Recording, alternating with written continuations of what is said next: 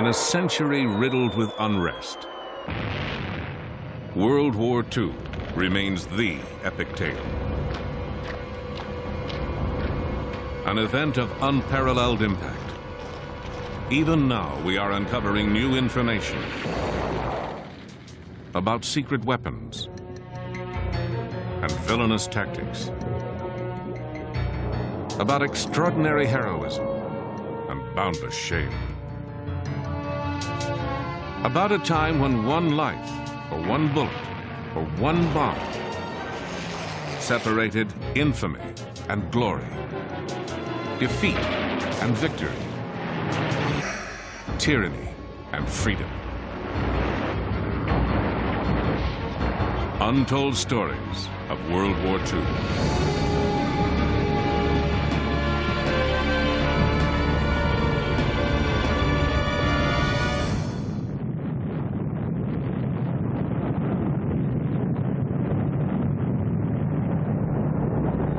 On the 16th of July, 1945, a bomb exploded in the American desert. A very different kind of bomb. The furious energy of the atom had been unleashed. That power might have landed in the wrong hands had a few brave men not waged a secret war against Germany's atomic program. At the height of the Second World War, Germany's Nazi Party marched toward global domination, led by its ambitious, remorseless leader. Adolf Hitler had the will to conquer the world. All he needed was the weapon. And he had found the means to make one in the most unlikely place. It was here, in the snow-packed mountains of Norway, that a handful of soldiers on skis fought to stop Hitler's dream of possessing the ultimate weapon. Old men now, they remember how they risked their young lives for the cause of liberty. They will stop at nothing in order to conquer the world. So the feeling they had to be stopped became very, very strong. We were quite certain that if we were caught by Germans, we were all being executed. It would take 3 daring attempts before they succeeded.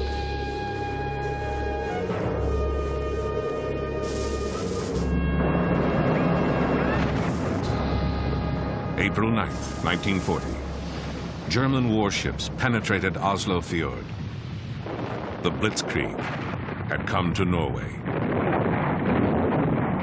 Within 2 months, the besieged nation was forced to surrender. Well, it took some time to realize it, actually, but when autumn 1940 came and the darkness came in over Norway, you suddenly realized that it was not the same Norway you had the year before. To understand it, you need to have the experience of being occupied. To live in an occupied country is the most distressing thing you can do.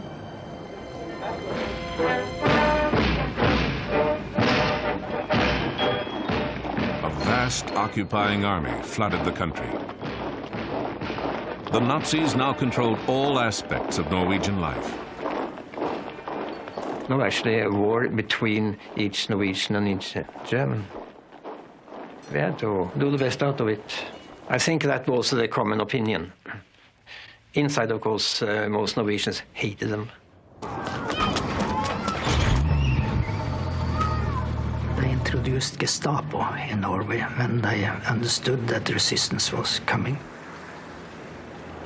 Started arresting people, torturing people, killing people, etc., etc. And then we suddenly understood what an occupation meant to the people.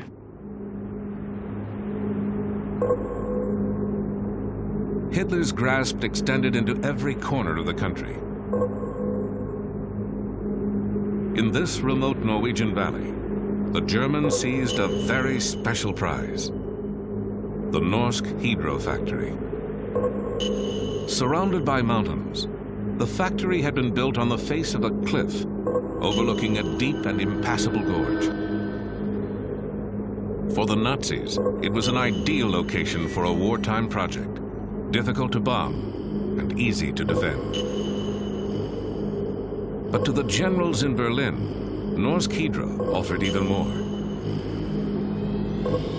In 1940, it was the only hydroelectric plant in the world producing large amounts of an extremely rare substance, deuterium oxide, also known as heavy water.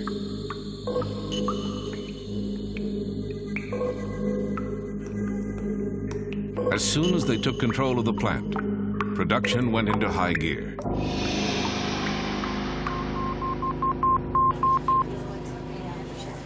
When word reached Great Britain, a powerful sense of foreboding swept through the Allies. As the most likely target for a German A-bomb, Britain faced the greatest peril. Is it possible they do not realize that we shall never cease to persevere against them until they have been taught a lesson which they and the world will never forget? Winston Churchill's spirited defiance of the Nazis became a rallying point for resistance fighters from all over conquered Europe. Young Norwegians, eager for combat, joined the army of exiles gathering in Britain. There was no sacrifice that was too big to try to get the Germans out. Clean rifle. Well done. The British created a secret organization, the Special Operations Executive, to fan the fires of resistance. You volunteered and you were trained by the British to go back to Norway and work behind the lines on sabotage, instruction, reporting, radio information, wireless operating, and that sort of thing.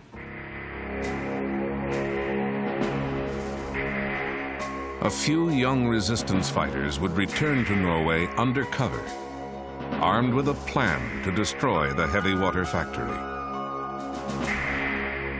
They were country boys and city kids, engineers and outdoorsmen, university students and career soldiers. Shock troops in a clandestine war against Hitler's A-bomb. They would become legends in their homeland. And some of them would even star in this 1948 movie, chronicling their real-life exploits. Scenes from this film give a revealing glimpse of the daring mission. October 18th, 1942. 4 of the men returned home in a dangerous night parachute jump.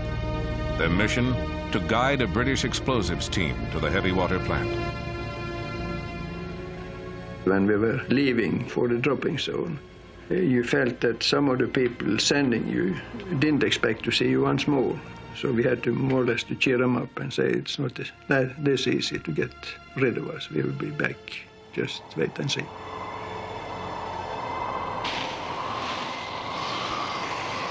Our target is the heavy water production. That was all. They said it's important and we have to destroy it. I knew that heavy water was important for the Germans' weapon production, but in which way, I had no idea. The commando's first objective was to establish a secret landing field on the Hardangervidda, a huge plateau north of the factory. Crossing that bleak expanse, the Norwegians took over an empty cabin and made radio contact with England. The operation could begin. For the first sortie, the British sent a force in gliders towed by bombers, a plan that needed clear weather. But over Norway, clouds, winds, and snow had cut visibility to near zero. For the Norwegians on the ground, the flight had become a disaster waiting to happen. I tried to get connection with England and warn them, but at that time it wasn't possible. And then suddenly I heard interference in my headphones, and I knew they were not far away. And Shortly after, we also heard the engines of the aircraft, and it came dead on us, passed over us, and disappeared. After about half an hour, the next plane with a glider came, and it came right to us correctly, turned, and went away. The British troops never arrived at the rendezvous point. We got a message from London that both gliders and one of the Halifaxes had crashed in the mountains. So that was the end of the freshman operation. It was a complete disaster. The soldiers who survived the crash were rounded up and executed. The Allies' secret war against the heavy water factory was now exposed. To avoid detection, the commandos withdrew deeper into the Hardangervidda. For weeks, perhaps months, they would have to live off a land where little existed but snow and ice. When this mission of the gliders failed, we had actually no supplies for further stay in the mountains. So we were dependent upon reindeer. But at that moment, there were few or no reindeer at all in our area because of the wind directions. It was so very difficult to get to the reindeers. But the day before Christmas, Jens, he shot the reindeer. Jens learned that if you take the stomach of a reindeer, you get vitamins from the reindeer moss.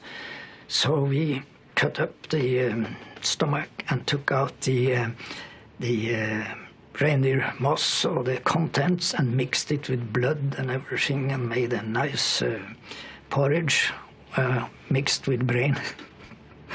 And we were eating it, and it probably saved our lives. So Christmas Eve, we had a real fine party.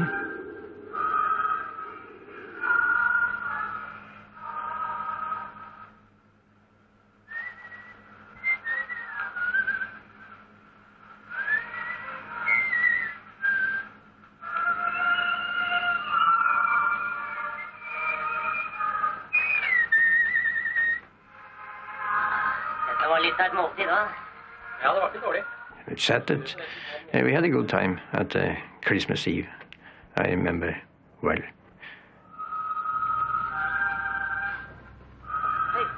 You know your comrades outside and inside. Do you know what he is going to say before he opens his mouth?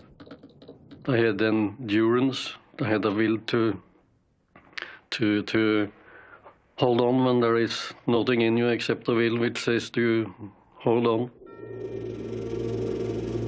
They would have to hold on through the darkest months of winter. But each day, the Nazi supply of heavy water was growing, drop by precious drop. London had to make a move. A second Norwegian squad, specially trained in explosives, would drop onto the Hardangervidda and join their comrades in an assault on the heavy water plant. February 16th, 1943. Under cover of night, the 6 new men landed. Now the commandos were ready to strike a blow against Hitler's A-bomb, if they could penetrate the factory's formidable and deadly defenses.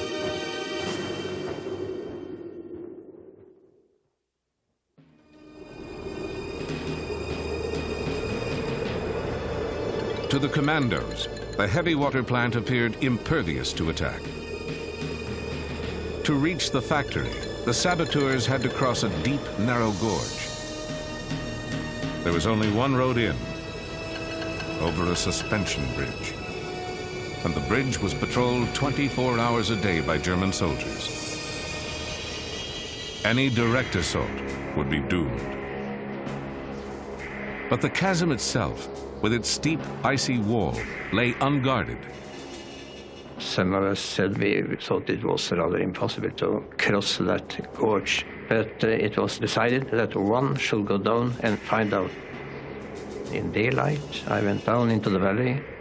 I climbed down the gorge, crossed the river, and started climbing up on the other side. And then the same way back, up to my friends up in the mountains, and told the fact that it was possible to cross the gorge.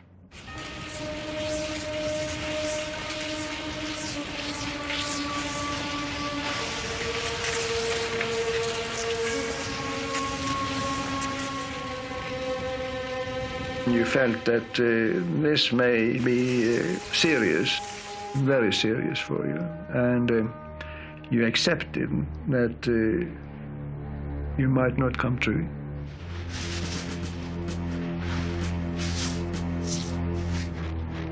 And we climbed down the river and up on the other side, and our plan was to get in position for the attack by 11:30, because at 12 o'clock at night there was a guard shift down on the suspension bridge.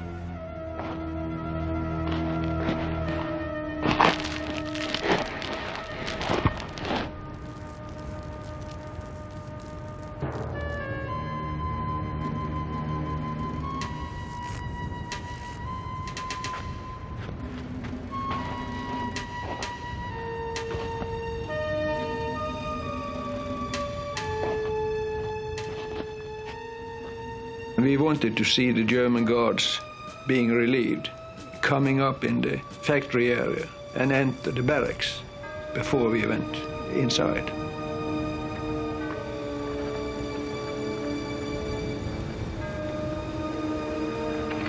We all thought we would be discovered when we forced the gate, but nothing happened.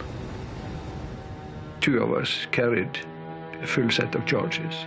In case one should be shot, there should always be reserve. The task for the demolition team: to attach explosives to the heavy water cells located in a basement room. Meanwhile, their comrades on lookout waited. Each passing moment increased the chance of discovery. If we had been discovered, I knew that during such circumstances you will have to act. So they shoot. If a shot would of course maybe spoil the whole operation. Inside, they overpowered a Norwegian workman. Holding him at gunpoint, the saboteurs placed their charges, pausing only to decide how much time they would need to escape before the blast.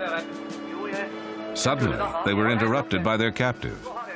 He broke in and said, "It's all right, you may blow the factory, that's all right, but may I have my glasses, because it's hopeless to get no glasses in Norway today." And you would have thought that you probably said, "Damn your glasses, you have no time for looking for glasses." But instead you dropped what you were doing and you searched all around the room, and you found the holster for his glasses and gave him, and he said, "Thank you very much." And so we went on with taping the fuses. Du må ha dem, har vi på nesen. Ut da!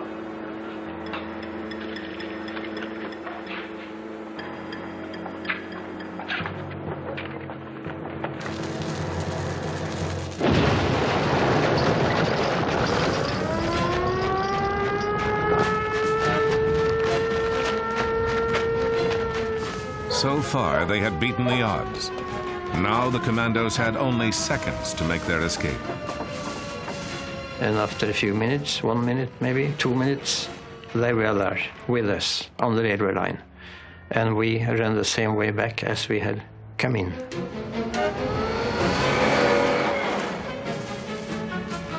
The road condition and the snow condition were excellent, because on the railway quite a lot of the snow had blown away on the outer side, and that was frozen solid ground, and we didn't put a mark. So everything was actually on our side. With determination, skill, and daring, the saboteurs had dealt a crippling blow to their enemy, without losing a man. But heavy water had become a German priority, and within 6 months, the factory was back in operation. The Allies had to assume the worst. Nazi scientists were closer than ever to building a bomb. another attack on the factory was set in motion. This time, from the air. In a bold noonday raid, 176 American bombers hurled destruction at the plant. The raid damaged factory buildings and killed civilians in a nearby shelter. But the heavy water, secured in the basement, went untouched. With production halted, the Germans decided to move the operation to the safety of the fatherland and inadvertently gave the commandos one last chance to destroy it forever.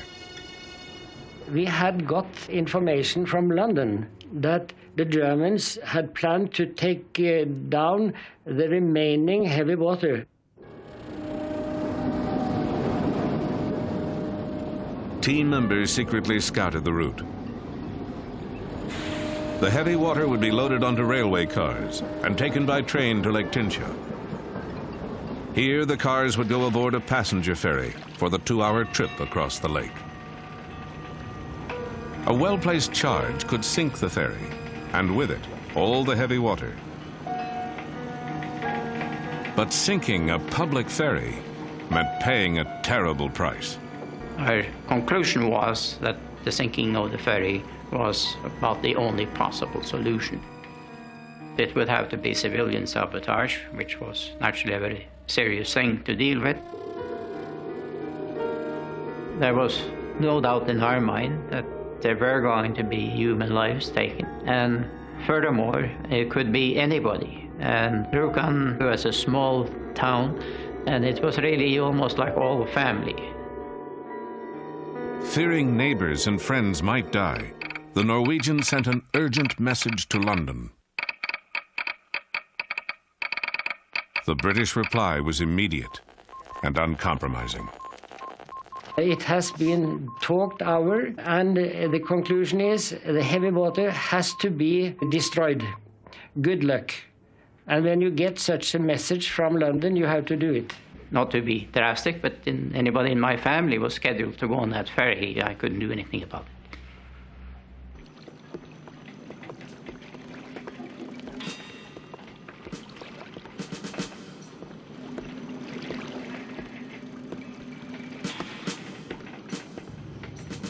The Germans never put any guards on the ferry. They were watching the barrels on the railway. But the ferryboat itself was not guarded at all.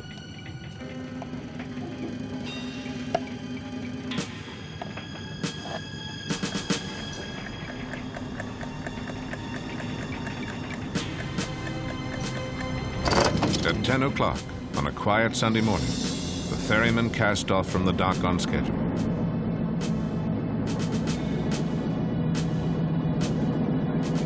"45 minutes later, at the appointed spot, a blast tore through the bottom of the boat.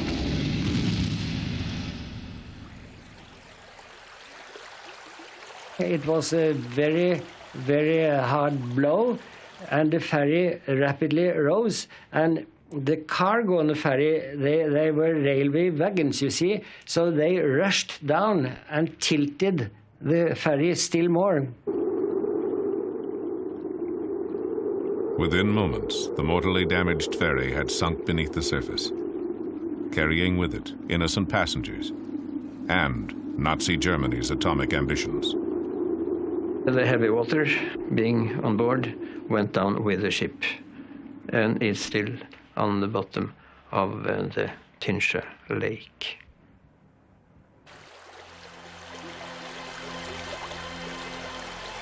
Later, the Allies would learn that the Nazis were never close to an atomic breakthrough. The U.S. won the A-bomb race.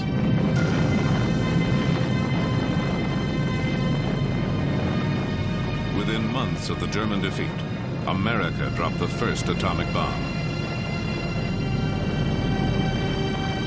But in the Allies' hands, the bomb helped to win a war, not perpetuate one. If Hitler had the bomb, he might have used it to devastate the world. the Norwegian resistance fighters did their part to stop him. Their mission was one of the greatest feats of sabotage in military history, something that had to be done at all costs, and was. You have to fight for your freedom and for peace. It's not something that you have every day. You have to fight for it every day to keep it.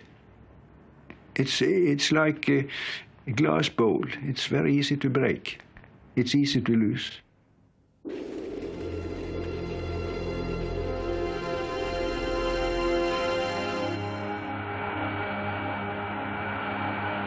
Half a world away, on December 7th, 1941, Americans learned the cost of freedom when Japan devastated Pearl Harbor.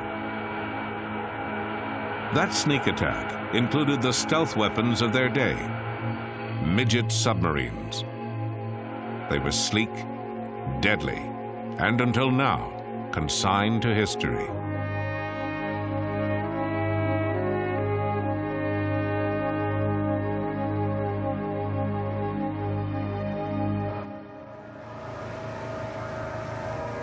The National Park Service and the U.S. Navy have searched for the wreck of a Japanese midget submarine.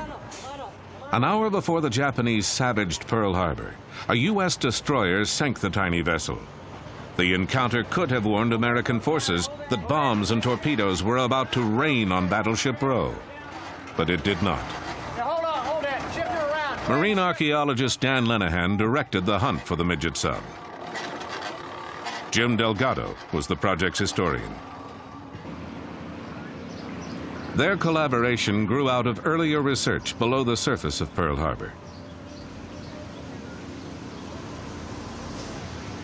They searched for evidence of a bygone conflict, a battle waged underwater by 5 midget submarines. One sub played a special role. And what's particularly exciting about the midget sub that's outside the entrance is it would have represented the first exchange of hostilities between the United States and Japan in World War II. And because remember that this sub was sunk an hour before the planes attacked Pearl Harbor. It's an incredibly important, significant find if we could do it. The search for the midget sub focused on a square mile of debris-laden bottom. The area is a graveyard of war relics, like this old Navy plane. 1,000 feet down in the darkness, everything begins to resemble a sub. But what they're looking for is 80 feet long and 6 feet across. It carried 2 torpedoes and was manned by an officer and a navigator. They were going to come on in, sit and wait, and then when the attack occurred, when the planes came in, when all hell broke loose in Pearl Harbor, they would surface, fire their torpedoes, wreak as much havoc as they could, swing around Ford Island, head back on out, and then rendezvous with their mother subs to be taken back to Japan. The mother ships moved into position off Diamond Head before midnight, December 6, 1941. They arrived ahead of the Imperial Navy Task Force. Each mothership had a midget sub strapped to its hull. The larger craft would release the midgets before dawn and retrieve them after the attack. But the tiny vessels would never return from the battle, a clash of giants that had been brewing for years. A long series of brutal attacks upon From Manchuria to French Indochina, in less than a decade, Japan had rolled up a long list of conquests across Asia. Despite an Allied embargo on war materials, she was growing stronger.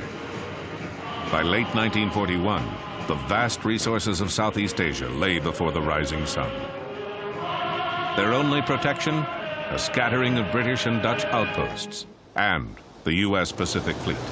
I think there was a general sense that the war would break out. I don't think anybody expected that it would take place here at Pearl Harbor. Successfully surprising an island fortress 4,000 miles away also seemed impossible to Japanese leaders. But Admiral Isoroku Yamamoto convinced them this daring raid was the only way to disarm the sleeping giant. Japan had to smash America's Pacific Fleet, even if that meant attacking its home base in Oahu's natural harbor. Japanese pilots trained hard through the fall of 1941. So did the crews handpicked to pilot the midget subs, the fastest boats of their kind. Soon, they would have their chance for glory. Secretary of State. In Washington, Japanese diplomats continued to seek peace through negotiation until the final hour. No American will ever forget this. Not even Japan's ambassador knew of the coming attack. Mass murder in their hearts.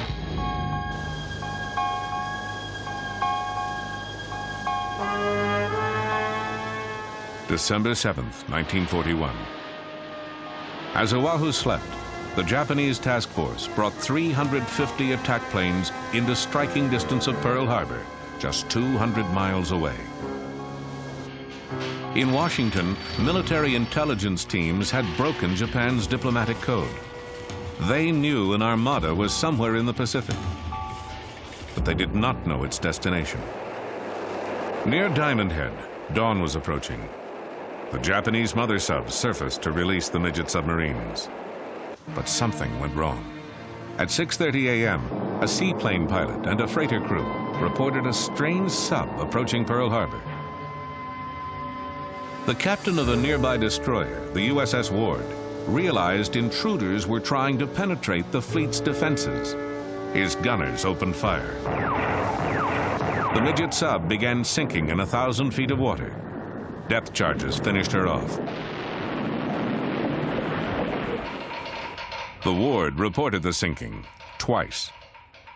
But before notifying Pacific Fleet Commander Husband E. Kimmel, District Headquarters waited 30 minutes. The delay was all the attackers needed. News of the sub might have prevented what happened next.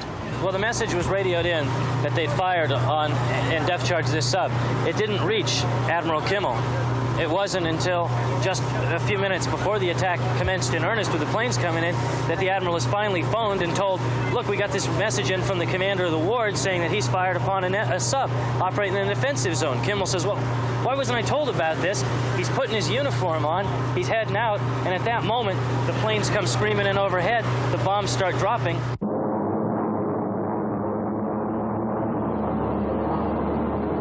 At 5 minutes to 8, 40 torpedo planes roared over Ford Island, bearing the mark of the rising sun. Accompanying them were 51 dive bombers, 49 high-level bombers, and 43 fighters. American sailors thought they were seeing a practice drill. Bombs and bullets found them eating breakfast, ironing uniforms, or staring into the fatal sky.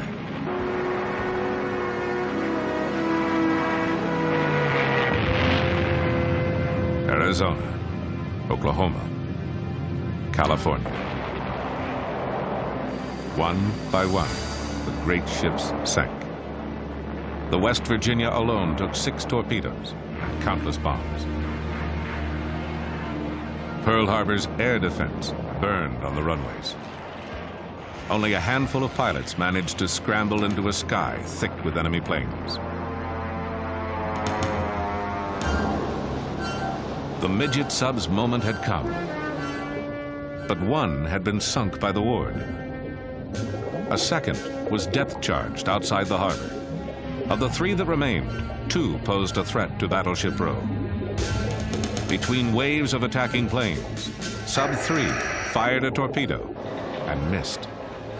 Moments later, it was rammed and depth-charged by a destroyer making for the open sea. Sub and crew hit bottom. Overhead, the Japanese continued their assault. But now smoke and anti-aircraft fire obscured their targets.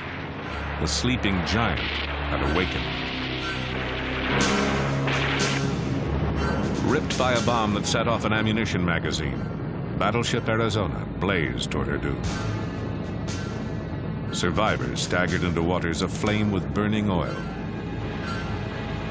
Japan's brilliant, relentless attack had killed more than 2,400 Americans and crippled most of the U.S. battleships in the Pacific.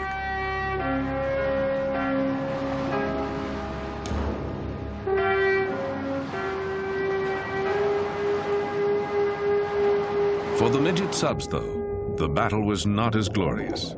2 still roamed Hawaiian waters. Number 4, which may have fired at Battleship Row, radioed news of Japan's victory to the fleet that evening. Then she disappeared, never to be heard from again.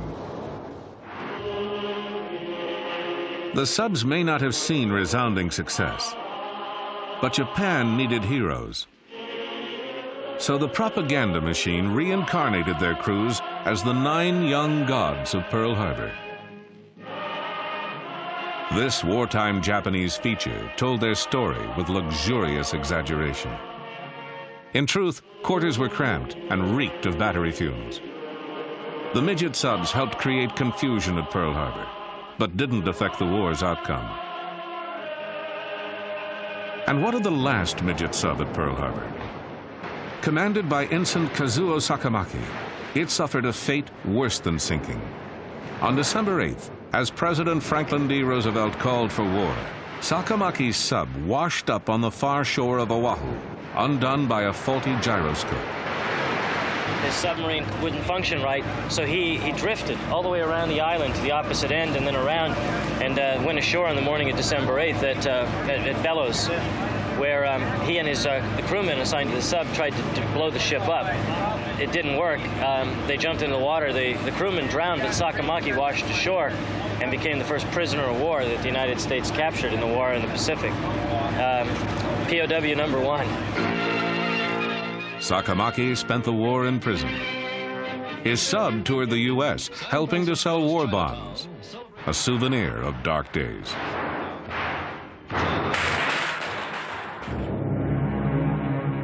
At war's end, after throwing its all at U.S. forces, Japan let slip a new weapon of terror.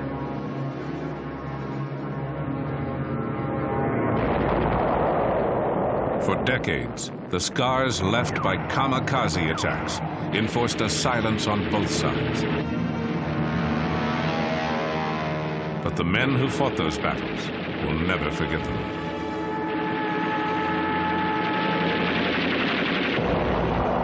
(1944). Japan, its back to the wall, made a final fanatic effort to stave off defeat. In an act incomprehensible to Americans, the Empire ordered thousands of men to certain death.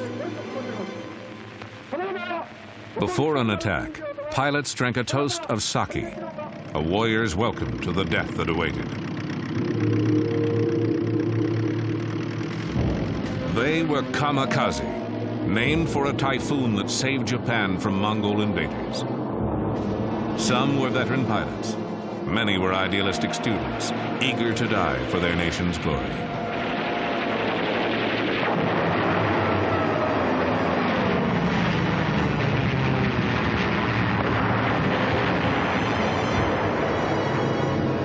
Kamikazes inflicted awful punishment on their enemies. More than 3,000 flyers dove to their deaths. They sank 57 ships and damaged more than 300 others. Their attacks killed at least 3,000 Americans and wounded more than 6,000. The kamikazes were the deadliest weapon ever launched against the U.S. Navy, so frighteningly effective that their existence was initially kept secret from the American public.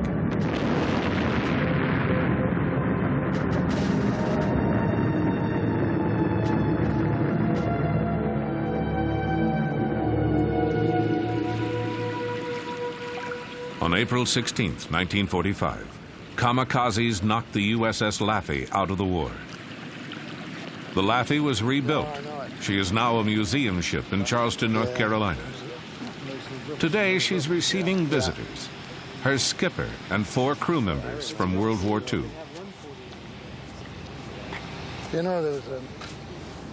The sight of their ship raises a tide of memories for these comrades in arms. Rear Admiral F. Julian Beckton, who died in 1995, was 81 when he gave this interview. He commanded the Laffey during the invasions of Normandy and the Philippines. Steaming toward Okinawa, he knew what perils lay ahead.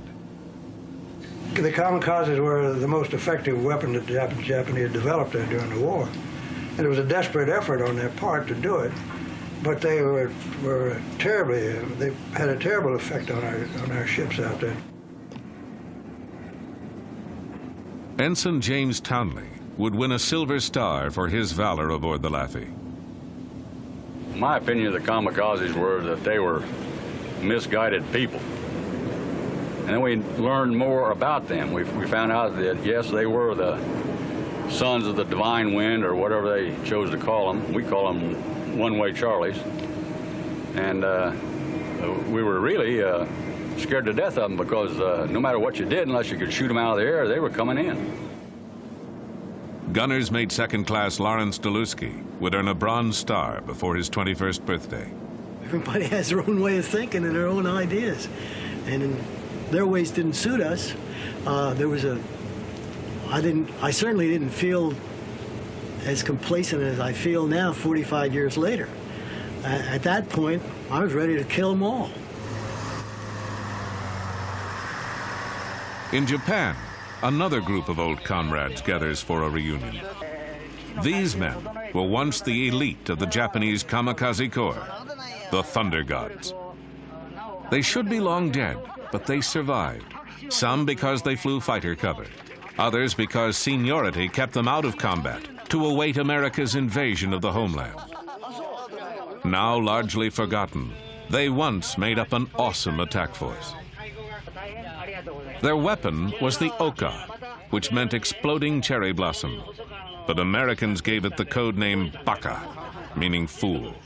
The weapon for another type of kamikaze attack, a Baka bomb captured on Okinawa. It's a 2.5-ton flying bomb dropped from a mother plane and carrying a suicide pilot. 3 rocket propulsion units are set off on approaching the target, giving a maximum level speed of 535 miles an hour.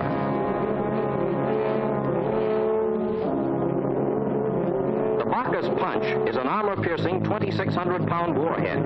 It's the first weapon specially designed for the kamikaze flying corps.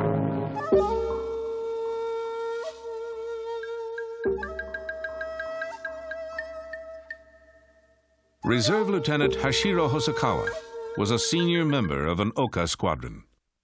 じゃあもう簡単に言うと、同じ死ぬにも犬死にという日本の言葉があります。 There is a Japanese word, inujini, die like a dog, meaning die in vain. It is a wasteful death without honor. When I became a pilot, the situation was already so bad that fighting in an ordinary way was no use. We were chosen as elite pilots. Each of us received a headband and a dagger. We thought it was a privilege granted only to the members of the human torpedo unit, the elite Oka Corps, and that we would die gloriously.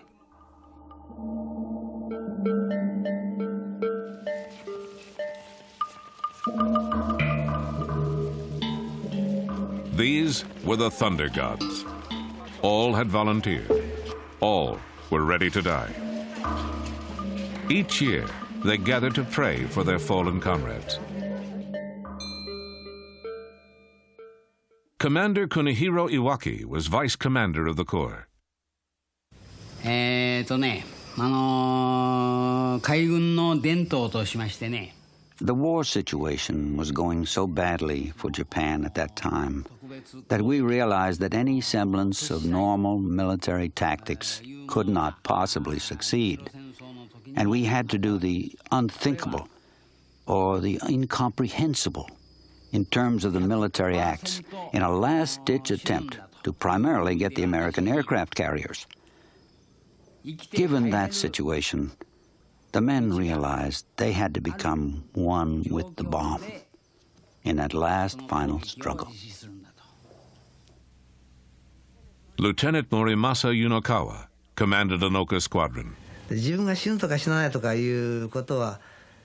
thought of my death crossed my mind only for a fraction of a second. I was then thinking of only to serve.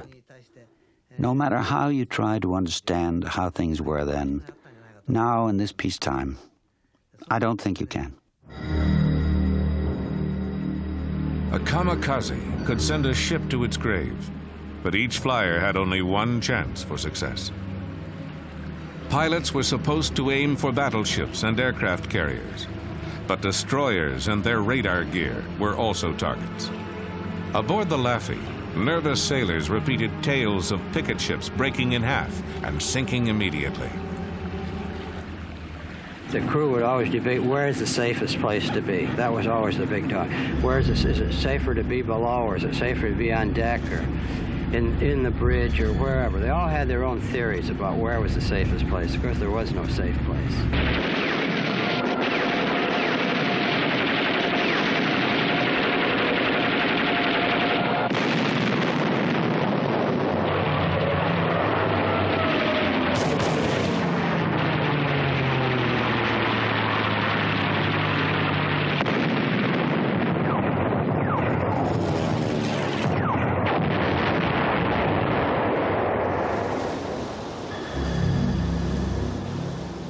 In April 1945, the noose was tightening on Japan. As the Battle of Okinawa began, destroyers patrolled 50 miles closer to Japan, tempting kamikazes taking off from the mainland. Suicide attackers had sunk several destroyers on this battle station. Now it was the Laffy's turn to stand watch. On April 16th, the ship began its third day on the perimeter. The mood aboard was tense.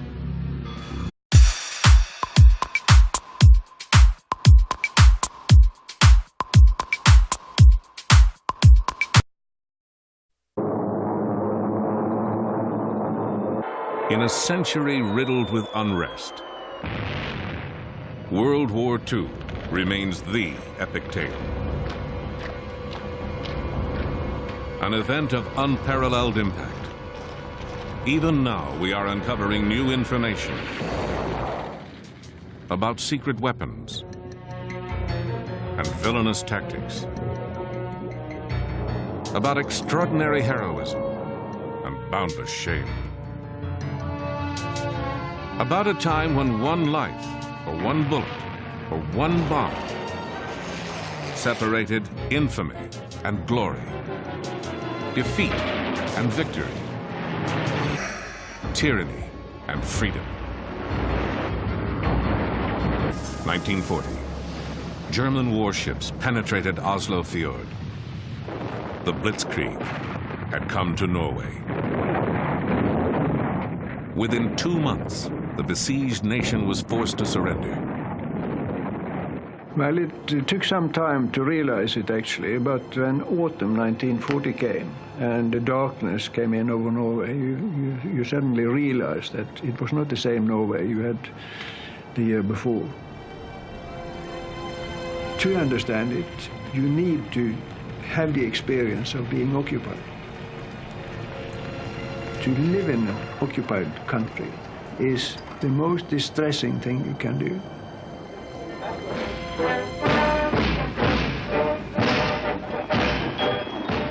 A vast occupying army flooded the country. The Nazis now controlled all aspects of Norwegian life. No, actually a war between each Norwegian and each German. We had to do the best out of it. I think that was the common opinion. Inside, of course, most Norwegians hated them. They introduced Gestapo in Norway when they understood that resistance was coming. Started arresting people, torturing people, killing people, etc., etc. And then we suddenly understood what an occupation meant to the people.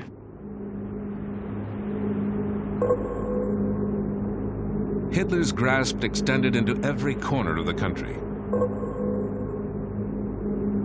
In this remote Norwegian valley, the Germans seized a very special prize: the Norsk Hydro factory. Surrounded by mountains, the factory had been built on the face of a cliff. Untold stories of World War II.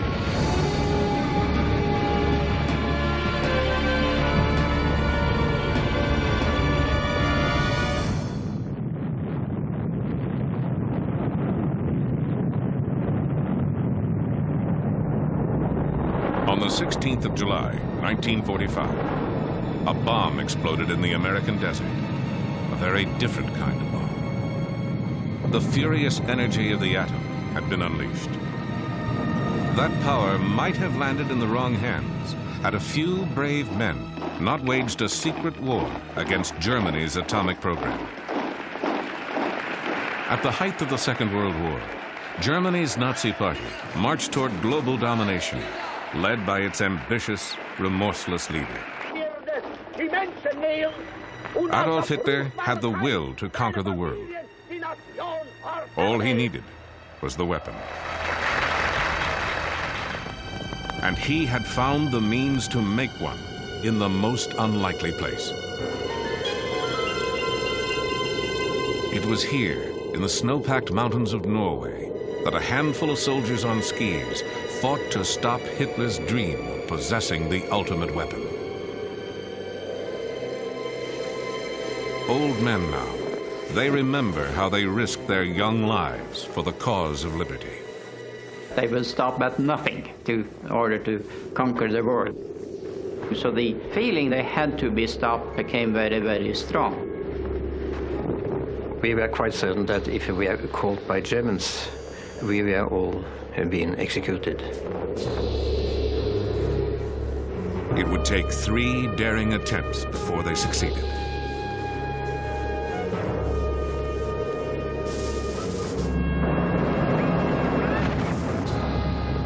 April 9th.